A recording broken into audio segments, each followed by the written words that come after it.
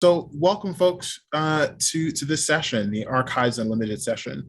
We have three quite impressive folks who are going to be talking to us about where they go for the unusual insights into the life and work of their subjects. And all three of them have focused on people, some who all of us probably knew, some who none of us actually knew. And in order to accomplish that, all three of our authors here today had to go much further than the typical archive would actually allow. And as someone whose book comes out in just a few weeks, who likewise had to go far beyond an archive in order to bootstrap the story of people who have been systematically left out, oftentimes out of the archive. These folks are quite the tributes. And as I told them before we joined, I might have, not admitting to it, might have stalked them and read everything that they have written in their various biographies. So I'm quite excited to engage in conversation today. So the way this is going to work is that for the first bit of this conversation, I'm going to be facilitating a conversation between Kevin, Jonathan, and Ruth. They're going to introduce themselves briefly. We're going to have a conversation, and then we're going to open it up, hopefully pretty early on, to your questions, because this is hopefully done not just for you all to sit there and look at me talk, but rather to get some of your questions answered, because they, like you, have likely been in similar instances trying to figure out how do we put together this story. So with that, I'm going to shut up and going to start with Ruth. I know I've already prompted each of the panelists that they might introduce themselves briefly, talk about, give you their names, which you can clearly see on Zoom. One of the benefits of Zoom, you can never forget someone's name, and even if you do, it's right there for you, kind of where they're zooming in from, and the sort of biographies that they work on, and the general work that they focus on, or what you might be currently working on. They can kind of choose from that triumvirate of questions. So with that, I'll start with Ruth, we'll go to Kevin, and then to Jonathan, that we'll get our conversation started. Well, hi, everyone. Thanks, Caleb, for that introduction, for inviting us all here, bringing us together on this subject. I'm Ruth Franklin. I'm in Brooklyn, New York. It's nice to see a lot of familiar names and faces among the participants. Welcome to all of you. In addition to being a biographer, I'm also a book critic. I write for the New Yorker, the New York Review of Books, Harper's, and a bunch of other publications. I'm the author of one biography, Shirley Jackson, A Rather Haunted Life, which came out in 2016 and won Bio's Plutarch Prize, as well as a few other awards. And I'm now work on a short book. I sort of hesitate to call it a biography because it's a much less traditional biography.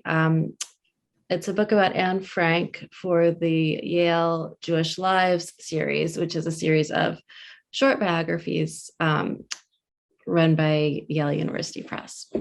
So yeah, for both subjects, I've had the opportunity to become familiar with many different methods of research, which I look forward to speaking about with all of you today. Kevin? I'm Kevin Magruder, and thank you all for attending this event. And Caleb, thank you for coordinating this with us. I teach history at Antioch College in Yellow Springs, Ohio, which is where I am now, and that's near Dayton. The Philip Payton, the Father of Black Harlem, is my first biography.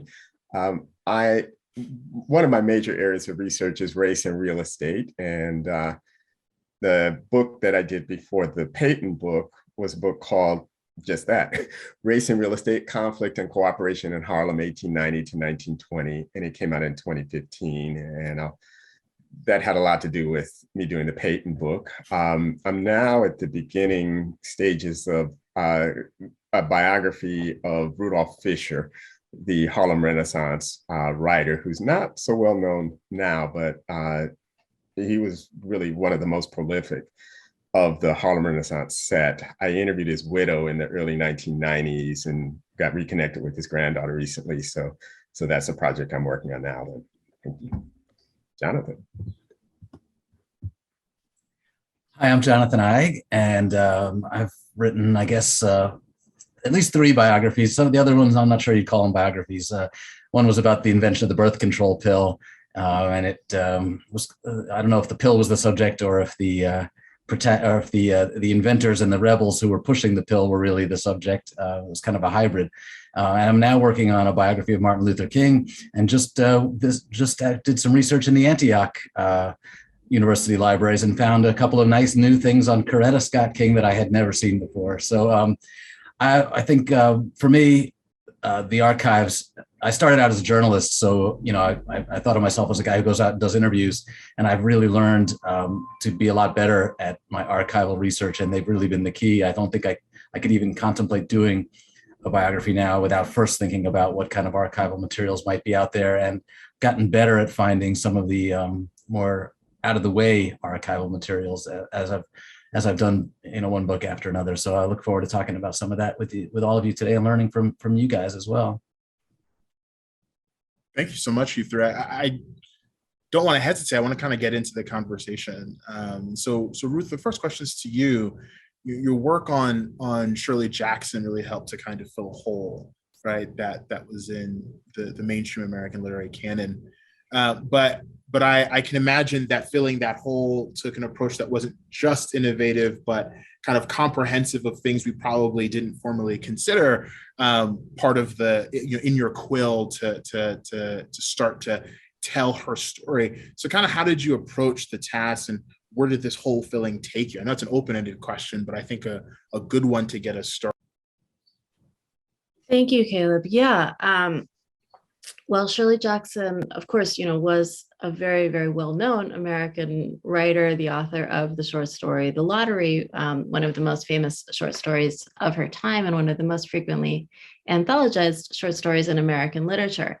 That said, she is, I think, commonly thought of as kind of a one-hit wonder. Many people would know perhaps her great novel, The Haunting of Hill House, which has been filmed a number of times and adapted for television recently. And also, We Have Always Lived in the Castle, her final novel, is quite well known. But she hasn't been the focus of the kind of sustained literary criticism that you would find for, an author who's more established in the canon, of her time, say Hemingway, Fitzgerald, Flannery O'Connor. Jackson, being thought of as a more popular writer, didn't have the kind of scholarly apparatus that many biographers, I think, can take for granted. So I didn't have that kind of support. And I found that part of the work I had to do before I could really contemplate the structure of my book was to actually build a complete bibliography for Jackson. What exactly had she written? Her archives, I was blessed with an extensive archive. Jackson kept a lot of things, and which is not true for many women, even women writers. Their papers are not kept in the way the male writers' papers tend to be. But I was very fortunate that Jackson had kept many of her papers, and they were also preserved by her husband, Stanley Edgar Hyman, a well-known literary critic of his time, and sent to the Library of Congress after her death. Unfortunately, her archive was not particularly well organized, and there were many different parts of it. Certain manuscripts for a single novel or short story might be in multiple different sections of this archive. Just the many archives are underfunded, and archivists don't have time to devote to organizing things the way one would, hope that everything would be. So part of what I had to do was just establish what was there. And so I had, as part of my project, an ongoing kind of a running list of Jackson's work, trying to figure out, okay, what are all of her short stories? She wrote and she published dozens of short stories during her lifetime. Her estate published more of them posthumously. And then there are many stories that hadn't yet been published at the time that I started working on my book. Her children then came in and decided to publish at least one other volume based on some of the stuff that they realized was still remaining to be published. And so I had to sort of track what were the names of these stories. Many of them existed in kind of multiple forms under multiple names. When had she written them? When had she originally published them? Or if they remained unpublished, when had she started sending them out to her agent or to magazines? And so there were a lot of different sources I could use in order to put all of this together. Mostly her correspondence with various different people. If a story was mentioned either by her or by her husband in a letter, I could be, certain that it had been written before that date. But of course, I couldn't then, that didn't tell me when it actually had been written, just when it hadn't been written. I found myself tracking her publications in other ways. Like at one point, she and her husband both switched to using this very characteristic shade of yellow paper, which they used for all of their rough drafts. And so I could then knew that if there was something that they bought this paper by the ream from her husband's family, which ran a paper company. When I figured that out, and at what point they'd made the switch, I knew that anything written anything written on white paper had to be before that. So these are just almost random examples that come to my mind of things I had never anticipated I would have to do as a biographer. I learned very quickly that you have to be prepared to wear many hats and to jump into these different roles if nobody has done this kind of work for you already. And I'll just say one more thing about that, because there are, of course, many literary scholars who have written about Shirley Jackson, but again, not as many as for a more established canonical writer. And so I realized, very early on that I was going to need to incorporate a lot of literary criticism into my biography. I was very happy to do that. I'm a literary critic, and that's a big part of where I was coming from in my approach to Jackson to begin with. But, I discovered going through the archive that, because in many cases, these drafts were in disarray, and, it wasn't clear, for example, her drafts and notes for a novel, even as well known as The Haunting of Hill House, weren't nicely organized in a folder that said, first draft, second draft, third draft, notes. You have one thing that I think all biographers who work in archives discover is that you have to learn how to read the archive.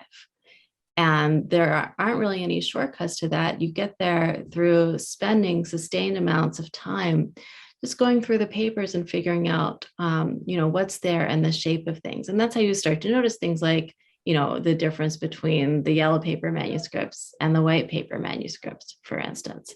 And so it was through this long process of learning how to read Jackson's archive that I was able eventually to sort through these drafts and understand, okay, well, this is an early draft of a novel, and this is a later draft of the novel.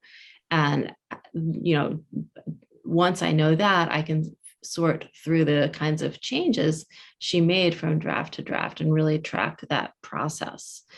So that, again, that was something that starting out on my book, I wouldn't necessarily have thought would have been part of the biographical process, but I came to see that that work still remained to be done, and that, that I was the person who would be doing it. So with that, I'll turn it over to whoever's next. Yeah, I kind of wanted to jump in there because I think that, and Anne Heller's on this session almost makes me want to think, Anne, we need a session that's called Reading the Archive, right? Which I think to some extent might even illuminate how to identify where the holes might be in the archive, and how then to reconsider what it is that we have in front of us, the artifacts that we have in front of us. So I mean, to some extent, Kevin, I find that, your background in particular, maybe because I'm also a fellow MBA, your background in real estate finance and working for Abyssinian, it seems like it's no mistake, perhaps, that your first book covered race and real estate, and it seems as if it's no mistake that your second book would focus on Philip Payton, right? Who, quite frankly, most of us around the country, maybe those of us who are not scholars of Harlem or the history of real estate or Black folks in real estate might not really know. So kind of, how did that experience influence your approach, your inquiry there? And then even more so, like what often are we kind of missing in building the pathway to telling about the lives or telling the stories about the lives of those who often we've forgotten, either intentionally or unintentionally? Loaded question, lots of parts. I'm just stalling to give you time to think, but that's where I kind of want us to start with you, Kevin. Oh, you're absolutely right. So I have an MBA in real estate finance from Columbia, and I moved to New York in 1982 and immediately got interested in Harlem and got to know Harlem very, very well, and joined Abyssinian Baptist Church in 1987, and then was part of a group of volunteers that founded the Abyssinian Development Corporation, which is the nonprofit housing affiliate. And in the 1990s, when the federal government changed the tax laws, actually the 86 tax law changed, they created something called the low-income housing tax credit. And that resulted in a lot of renovation happening in abandoned parts of New York and other parts of the country. And Harlem was one of them. And Abyssinian was a player, particularly in central Harlem. And that's roughly 125th Street to, I'd say, 135th for the area that we looked at, 8th Avenue to 5th Avenue. And so I know those blocks very, very well. And one of the blocks that we did the most work on was 131st Street between Lenox and 5th Avenue, which happens to be the block where Philip Payton bought a home in 1902, a townhouse. And during my work in the mid-90s, I was director of real estate development with ADC. I met a man named Robert Pugh, who had purchased Philip Payton's home, which had been long abandoned. And Robert Pugh was a monument owner, a Black man, a monument company owner. He wanted to renovate that building, and that didn't happen. But I'm saying that I know the block, I know those blocks really well. And I decided to go back and get my doctorate from City University of New York in 2010 when I was in my 40s. And the Payton biography I thought was going to be my dissertation topic. My advisor, Judith Stein, wisely guided me away from that because there were no papers. His two brothers that were younger than him died before he did. He was born in 1876, died in 1917. His sister lived until the 50s, but there really were no collected papers. But the advantages, and just so you know why he's important, in 1904, he incorporated the Afro-American Realty Company and launched a campaign to really facilitate the movement of large numbers of Black people to Harlem. Black people were already in Harlem at that time. They had been there, but he used marketing and boldness to move that forward. And so most histories of Harlem mention him briefly, but I wanted to go farther than that in talking about him. And so the fact that I have that real estate background, I understand real estate public records. Every county in the country, if you buy a property, it's recorded in the county. And those documents can have a rich amount of detail that we often don't think about. And for Payton, I had to think about because there wasn't a whole lot else. And all the transactions that he did, they're matter of public record. I could look at the terms. I looked at who he bought them from. I was able to determine that some of those initial properties that he bought from white people who helped him finance them. And so when that book, that subtitle of Cooperation, there's an assumption that when white people are selling to Black people that they're exploiting them. And that does happen. But it was a handful of German Americans who were helping him. And they were doing that in opposition to hostile white people who were around them. And so that was a story that the real estate records helped me to understand. Payton also was in the inner circle of Booker T. Washington. who up until his death in 1915, from 1895 to 1915, he was really seen as the leader of Black people. And his right-hand man, Emmett Scott, was a good friend of Philip Payton's. And Scott and Washington saved everything, it looked like. And most of that's at the Library of Congress. And so I was able to look at the Booker T. Washington papers at the Library of Congress and saw Philip Payton stationery and Washington talking about Payton, Emmett Scott talking with Washington about Payton. And so in that way, I was able to fill in some blanks. Payton also used newspapers, just very strategic. He entertained a lot in that 131st Street house. And the menus for some of those dinner parties were in the New York Age. He was very good friends with the editor, the publisher of the Age. The guest list would be there. And so, somebody who wasn't using media in the way he was, I wouldn't have been able to find that record, but that's what really allowed me to flesh out his, who he was. Really. And I'm not sure if I answered both of those questions there.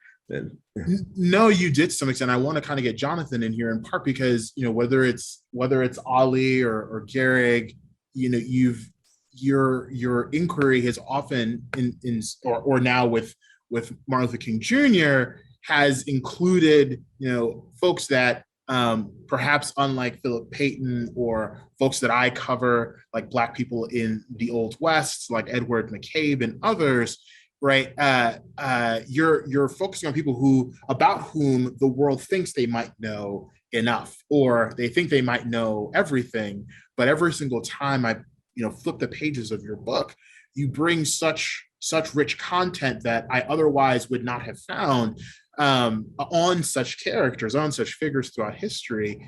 And so I guess how do you embark on that journey? And I think one thing that I really enjoyed was learning about the CompuBox to kind of further interrogate and validate quantitatively Muhammad Ali's willingness to take a punch or several punches for that matter, right? So I guess how do you embark on that journey almost from a strategic perspective, especially when you're dealing with characters about whom the world thinks they know everything?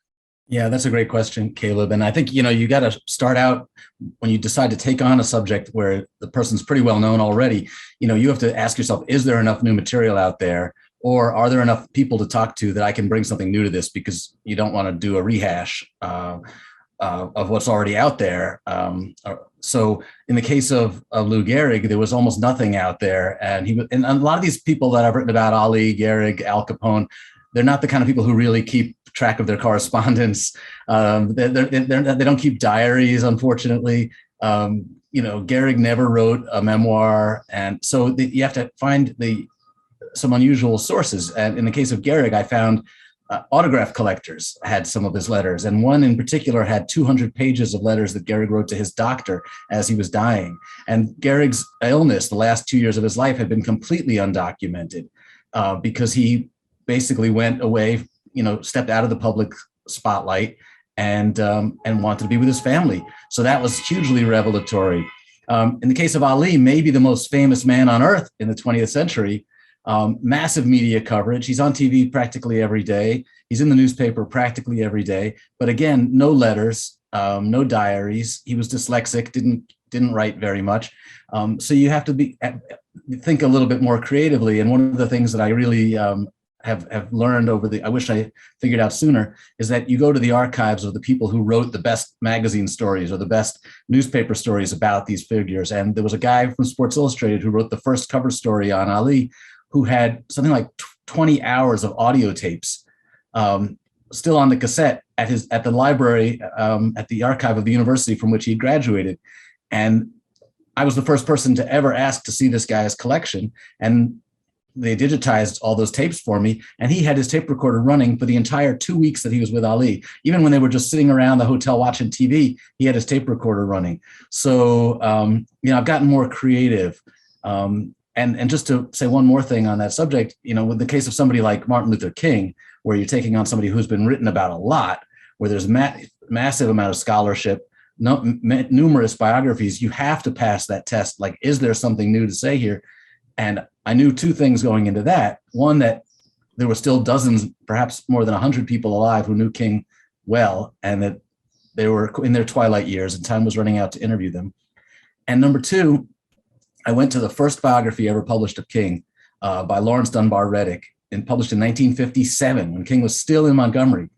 And I looked to see if Reddick's papers were available anywhere, and found that they had just been donated to the Schomburg Library in Harlem. Nobody had seen them yet. They hadn't been processed yet. And Reddick had remained King's personal archivist throughout his entire career.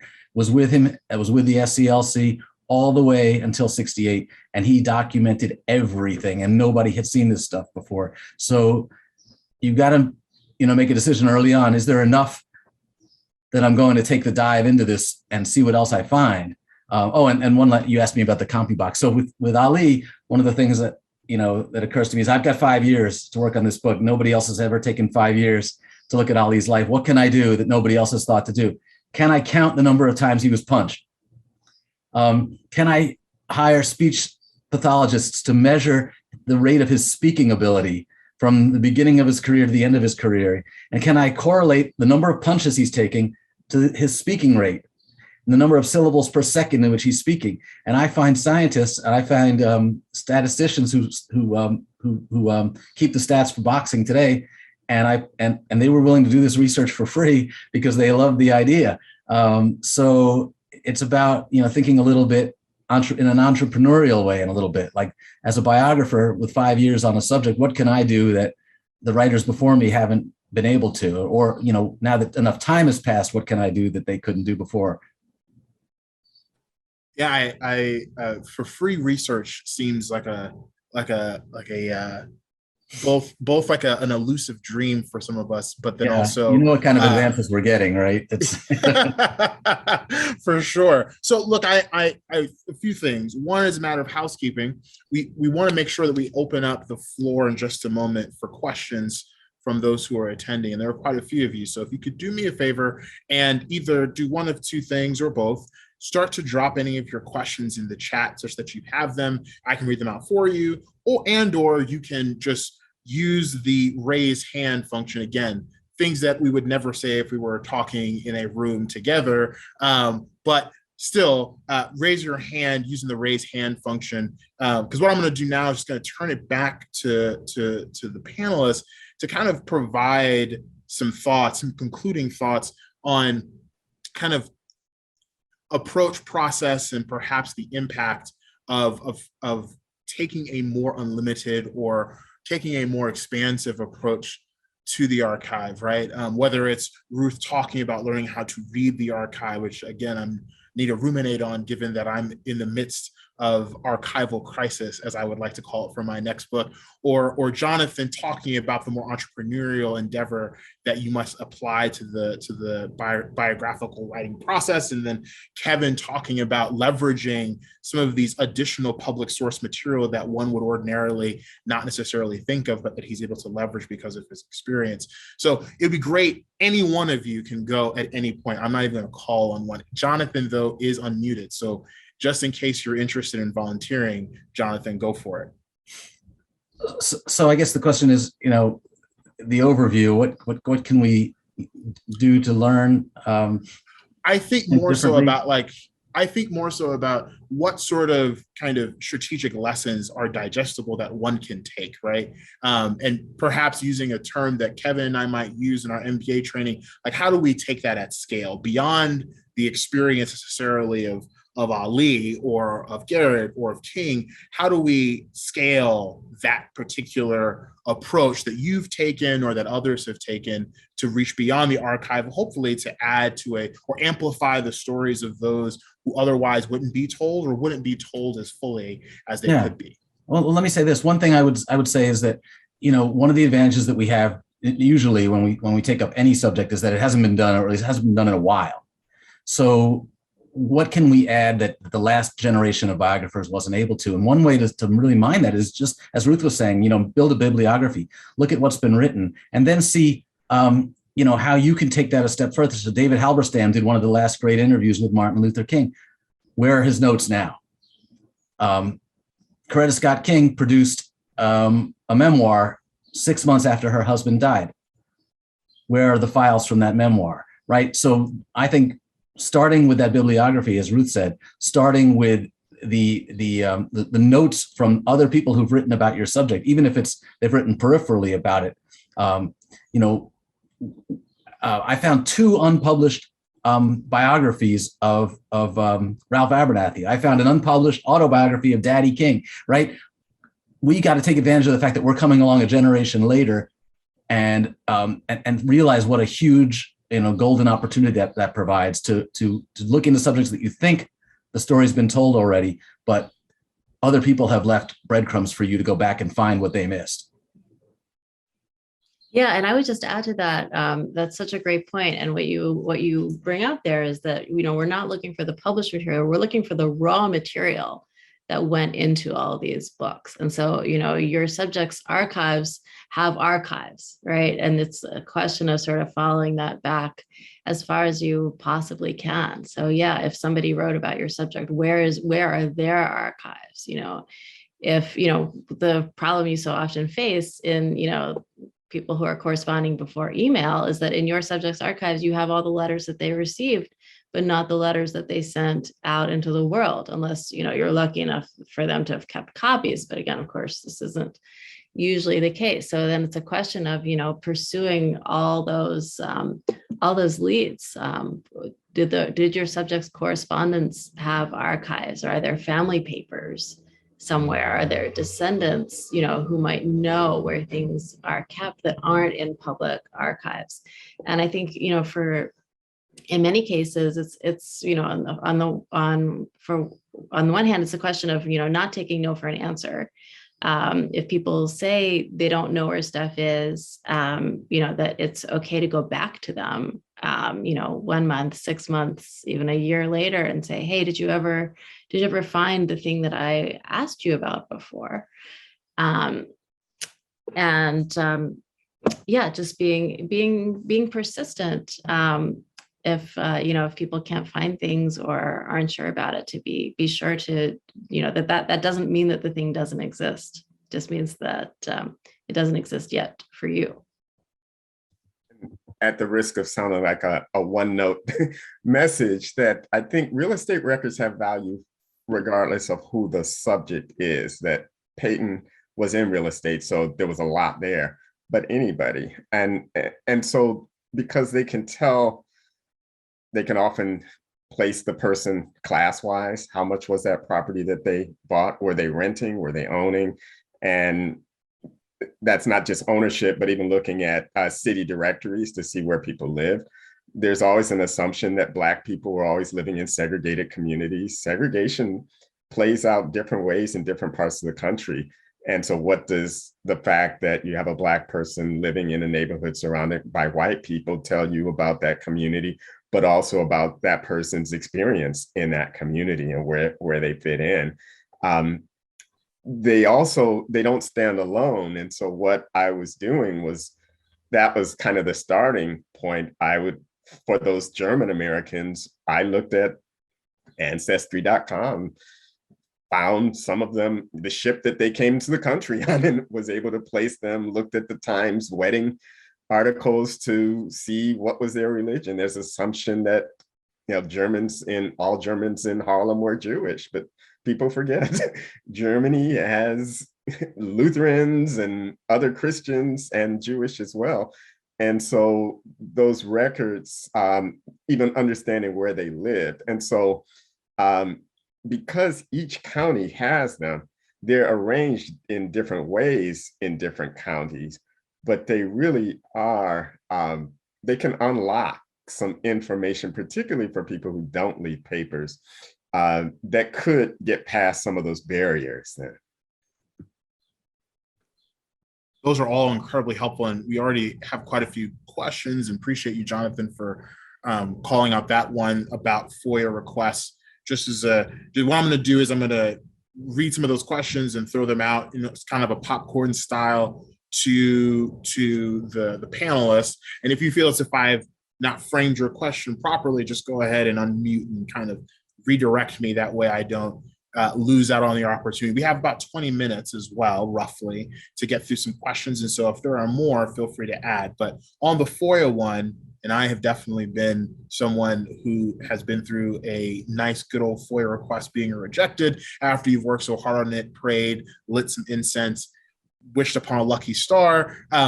Jonathan is very much correct that a congressperson and their office can actually be quite helpful in expediting that. Jonathan, do you want to add anything else to that?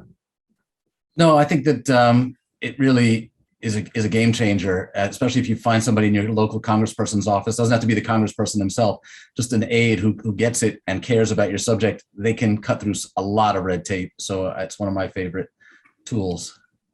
If I could just say on FOIA, I had a request that wasn't refused, but that was taking a long time to have handled, which is, I understand, is par for the course. But I think in my case, we were going on like 2 years and my book deadline was approaching. And so I had the name of the person who was handling this. And I periodically, called him to check on, how my request was going. And, after 6 months or so of these calls, I had a relationship with this person. And I finally was able to say, oh, look, my deadline is approaching. Isn't there anything that can be done? And the archivist, said very kindly that, my request was still far down in the queue, but it might be possible to make an exception and use this file to train new interns or new employees in the office and how to redact an FBI file for a FOIA request. And since I had made myself known to this person, they were willing to do that. So I would just say again, be kind but be persistent, and it can pay off.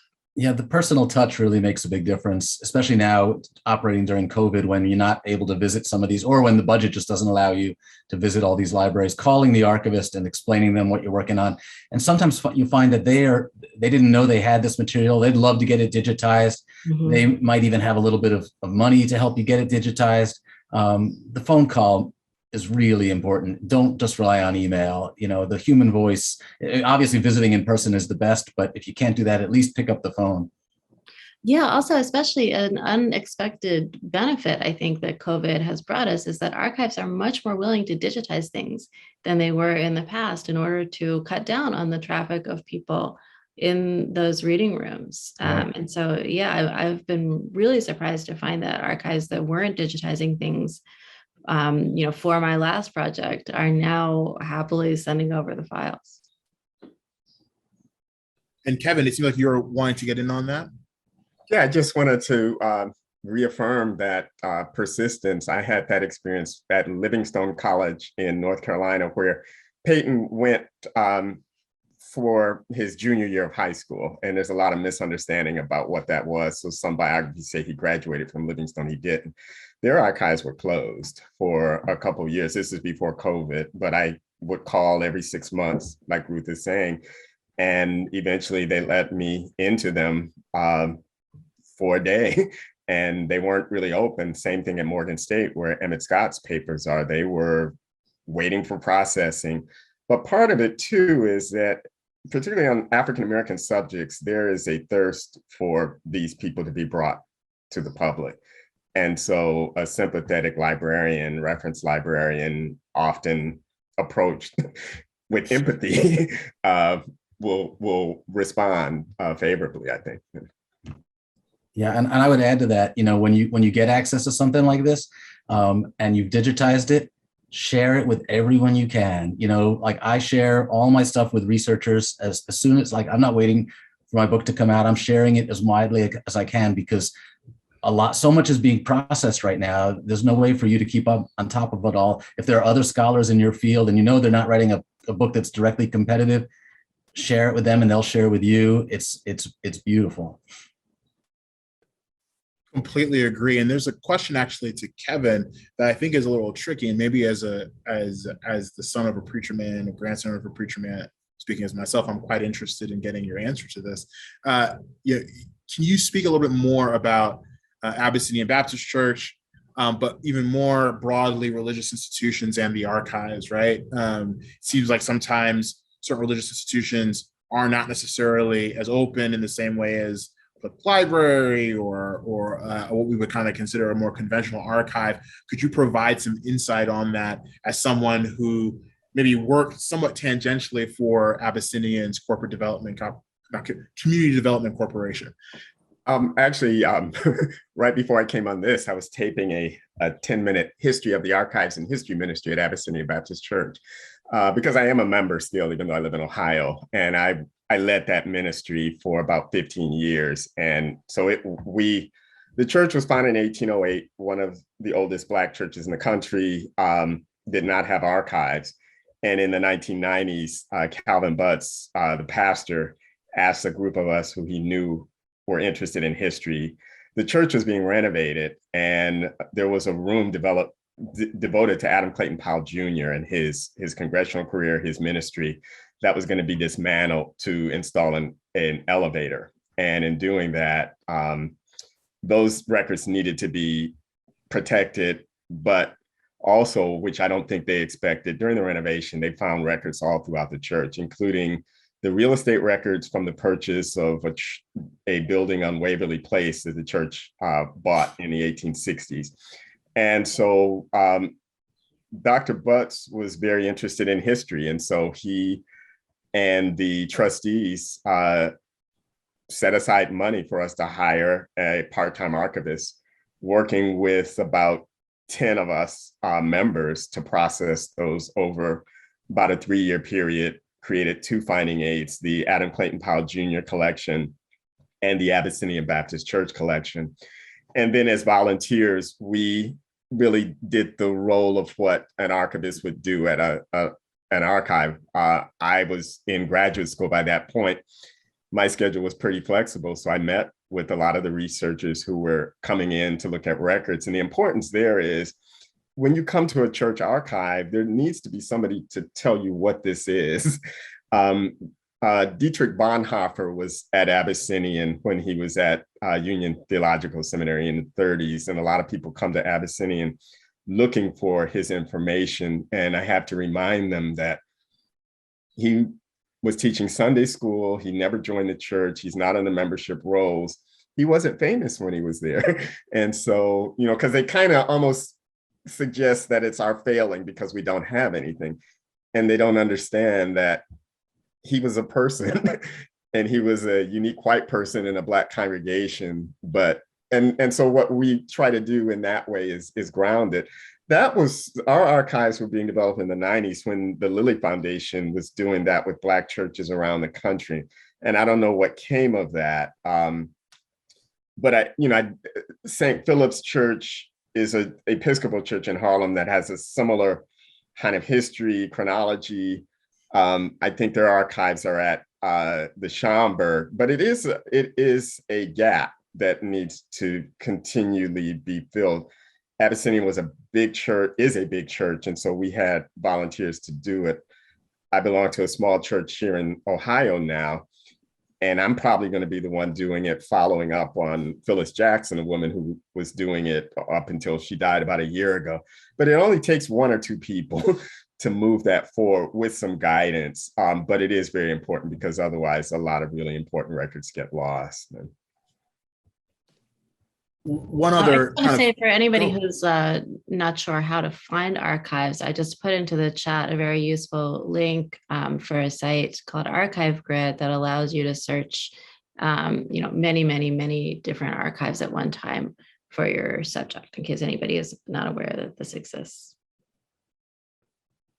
Perfect. And one other kind of note to add to the church component, and Kevin can push back on this or add to it, or just say, sure, why not, is that, for a lot of these church institutions that are structured as such, that quite frankly, part of building some of that archive is kind of the reliance on documentation, of really careful documentation of oral history for those who have been there for quite some time, especially for some of these older legacy institutions, which have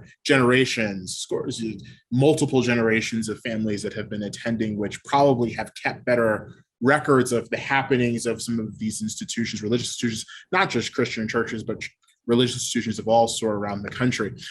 One quick thing that it's a little bit more forward looking, right, from Kathy is, in our electronic age, people aren't writing letters near as much as they used to.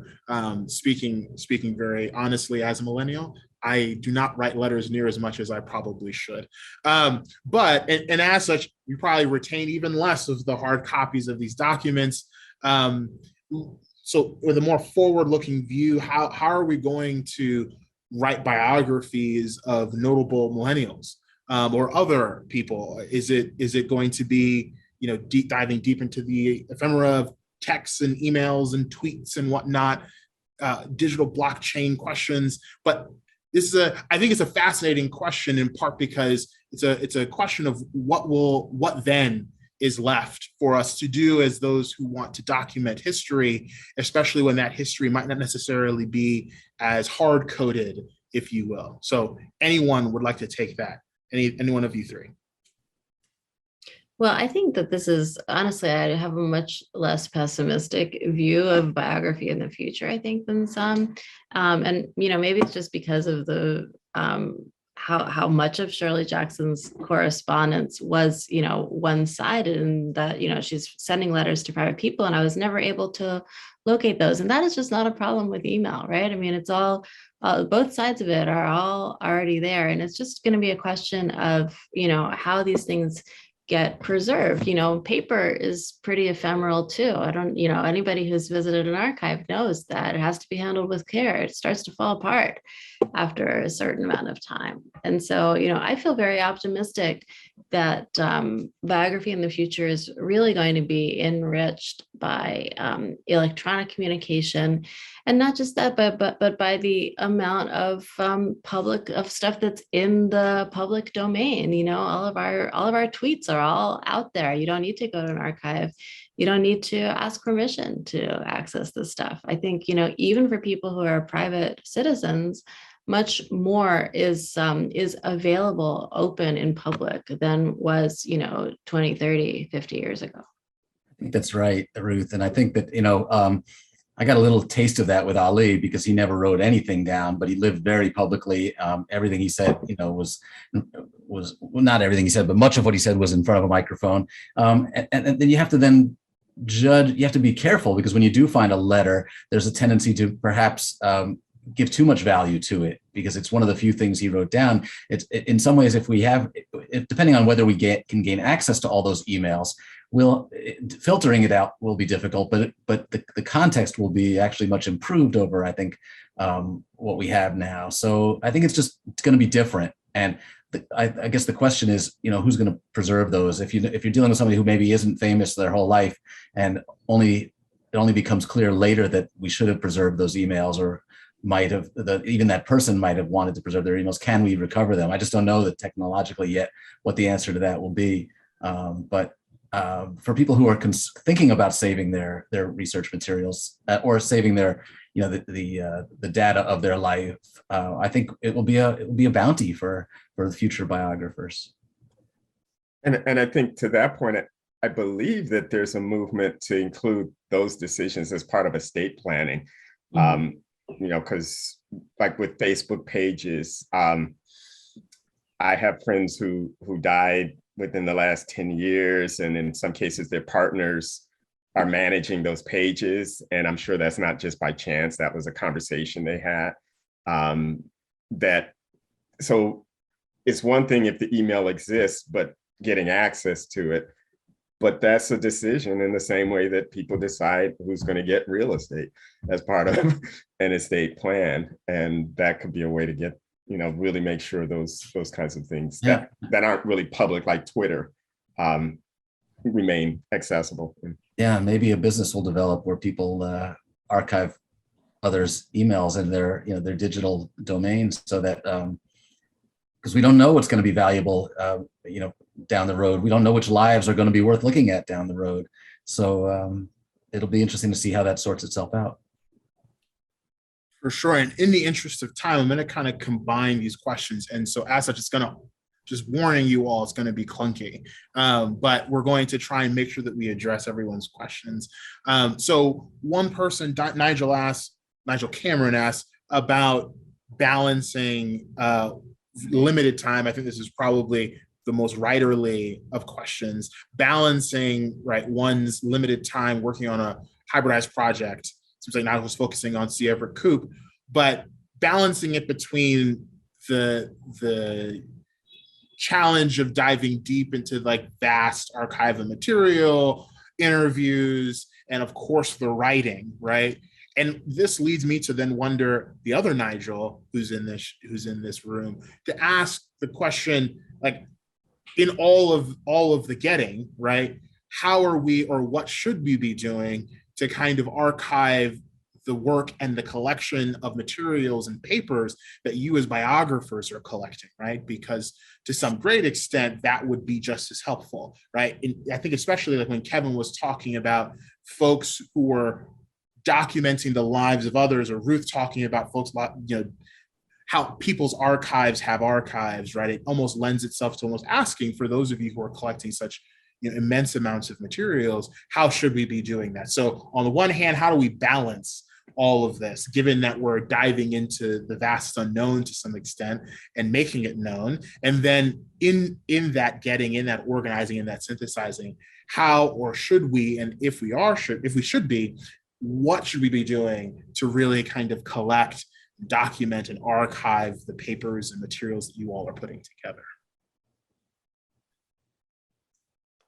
Well, in terms of the limited time, I mean, I would say I imagine that Jonathan and Kevin would agree, go to the people first, you know, especially if people are elderly. And one way to do this, you know, I was one of the last people to speak to one of the people who I interviewed.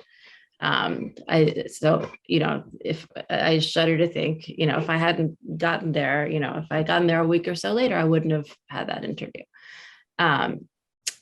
One way to go about this is, if you know there are many elderly people who you need to interview, you know, go look up their stuff in the archive first, so that when you interview them, you're prepared with, you know, everything you can be about their relationship with your subject. And I found that sometimes it helps to show people letters that they once wrote as a way of helping, you know, to stimulate their memories.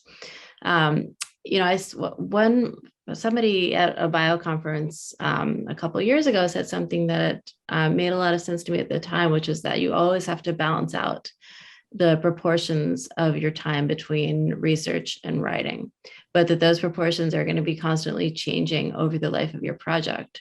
So that in the beginning, you might be doing, you know, 99% research and 1% writing, but you always have to be doing some of both, because without doing the writing, you may not be able to identify the holes in your research, the things that you need to know in order to write what you want to be writing. So, and that eventually, as you progress along your journey, the proportions shift, so that by the end of it, you're doing, you know, 99% writing and 1% research. But in fact, you know, up to the end, you may still be doing some research in order to fill in those holes. And so that just was something that made a lot of intuitive sense to me that I wanted to pass on. I couldn't agree more with you, Ruth, and especially the idea of doing these interviews as fast as you can, especially with older folks. If you're lucky enough to have a subject where there are, you know, the witnesses, where there are primary sources, people who live this part of this story, you got to run out and get them as fast as you can. And I've been humiliated in some of these interviews because I didn't know anything yet. I hadn't done enough research. And you know, Dr. Ferdy Pacheco, Ali's corner man, just yelled at me the entire interview. "You're an idiot. You don't know what you're talking about. These are stupid questions. These are basic questions." And I just had to take those punches because I didn't have any choice. You know, he was old and he was sick, and I had an opportunity. You know, he agreed to have me come over, and you know, but then, you know, it gets better as you go along, and certainly by the end, you know, you might start to feel like an expert, but you got to pay your dues in the beginning and balance that out, and just do the research as much as you can, but squeeze it in around the interviews if you're lucky enough to have people to interview. On the archive side, I would just echo that, the importance of that. It was brought home to me when I was at the New York County Archives, kind of just double checking some things about Peyton's incorporation. And I've been working on that project for 10 years really or so. And I realized that my photocopies of those documents are in much better condition than the actual documents in there now. And in the state that they are being kept, they're not going to exist maybe 10 years from now. And that to me, just kind of reinforced the idea that we do need to, as we have these archives coming from these projects, we need to put them in places where others can get to them. I have some papers that some of my personal things at the Schomburg that it's part of the Black Lesbian and Gay archive, and I'm going through things now with the idea of adding another set of things, which I haven't done in about 20 years. And this conversation is, kind of bringing that home to me to, get these papers where others can use them. So I know we're running short on time.